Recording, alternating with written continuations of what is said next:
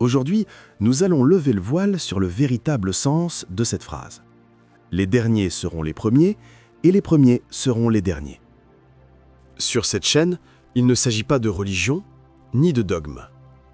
Je ne fais référence à aucun dieu en particulier, car pour moi, les religions ne sont qu'une expérience parmi tant d'autres dans la grande école de l'esprit.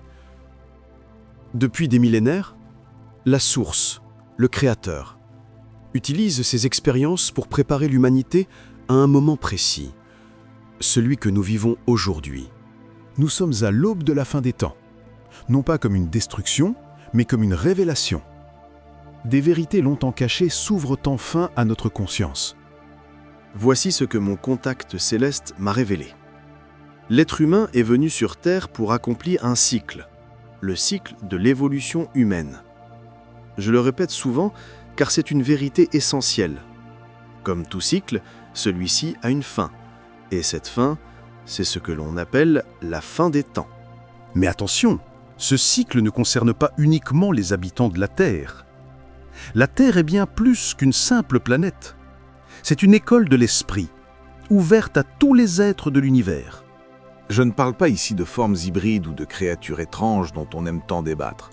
Ce n'est pas le sujet.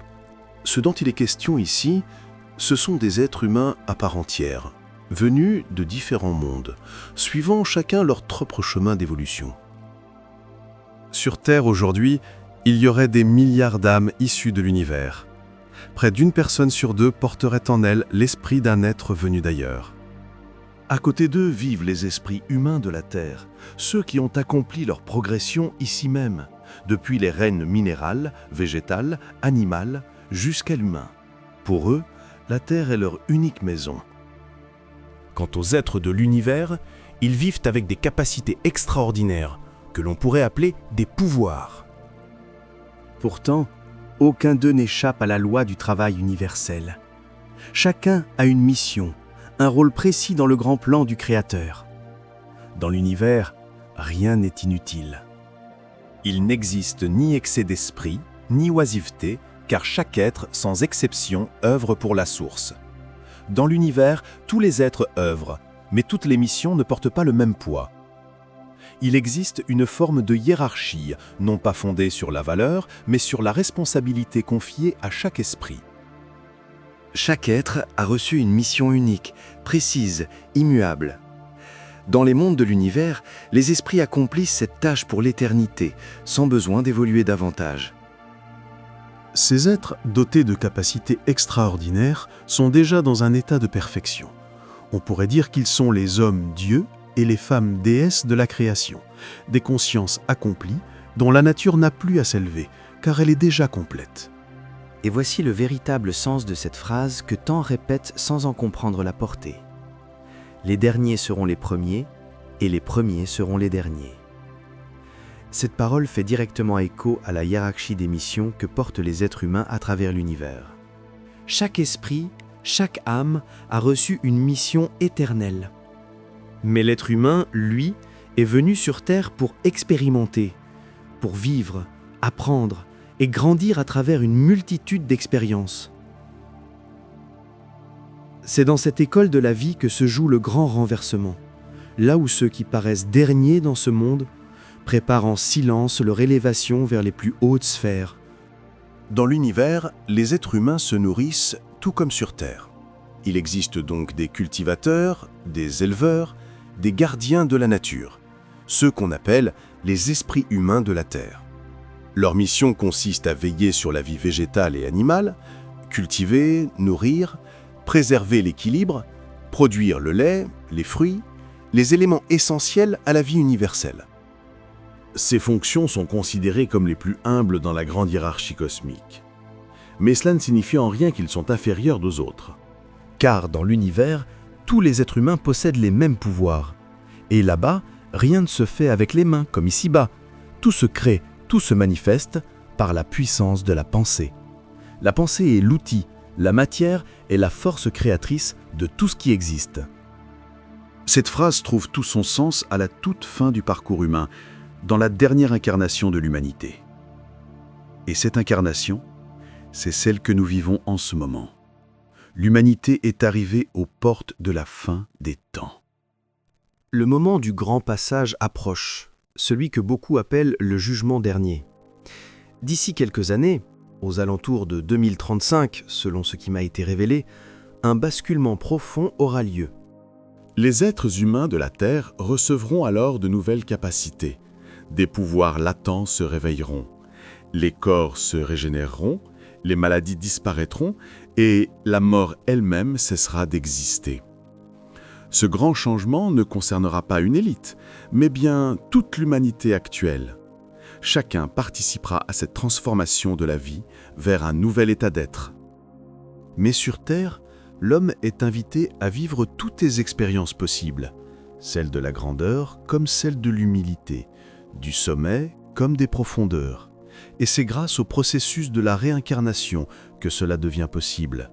Dans cette dernière incarnation, celle que vit aujourd'hui l'humanité, les esprits humains de la Terre doivent expérimenter ce qu'est la position la plus élevée, la reconnaissance, la lumière. Car une fois ce cycle terrestre achevé, ils rejoindront leur place éternelle dans l'univers où leur rôle, bien que essentiel, ne les placera plus jamais au devant de la scène. C'est ici, sur Terre, qu'ils goûtent pour la dernière fois à cette expérience d'élévation avant de retrouver leur mission éternelle. Que signifie réellement cela? Dans cette incarnation, toutes les personnes qui se trouvent au sommet, qui brillent sous les projecteurs et sont mises en avant sur Terre, possèdent l'esprit d'un être humain de la Terre.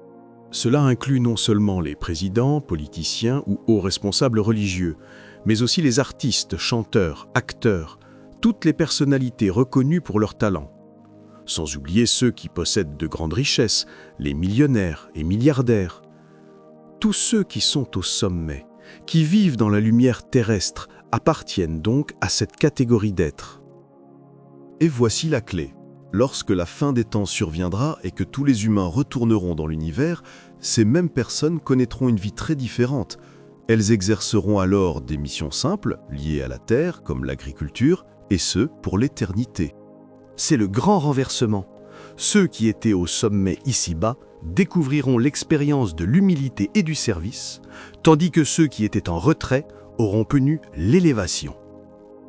En revanche, toutes les personnes qui vivent dans la pauvreté, la misère ou l'errance ne possèdent pas l'esprit humain de la Terre.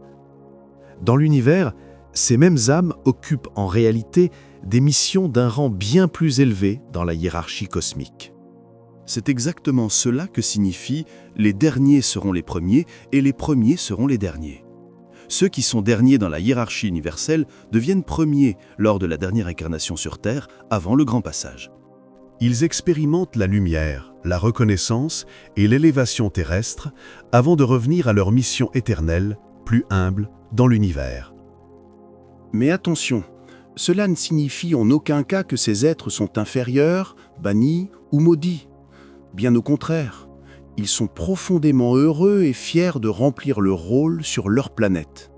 Nourrir, protéger et accompagner la vie. Ils ont un amour immense pour leurs animaux et pour la planète qu'ils servent. Ces âmes connaissent ainsi la joie, la plénitude et l'épanouissement, tout comme ceux qui ont brillé sur Terre, et ce, pour l'éternité. Nous avons exploré aujourd'hui le sens profond de cette phrase qui traverse les âges. Les derniers seront les premiers, et les premiers seront les derniers. Ce n'est pas qu'un simple dicton, mais le reflet d'un ordre universel, d'une sagesse cosmique qui dépasse nos perceptions terrestres. Sur Terre, nous voyons l'ombre et la lumière, le sommet et la profondeur. Mais dans l'univers, chaque esprit a sa place, sa mission éternelle. Ceux qui paraissent au plus bas vivent déjà dans la grandeur invisible, et ceux qui brillent aujourd'hui découvriront, demain, la richesse de l'humilité. Ce grand renversement n'est pas une punition, ni une récompense. C'est l'équilibre de la vie, l'expérience ultime de l'âme, le chemin vers l'éternité. Alors, observez votre place, ressentez votre mission et sachez que tout est parfaitement orchestré dans ce vaste ballet cosmique. Les derniers seront les premiers, et les premiers, un jour, comprendront ce que cela signifie vraiment.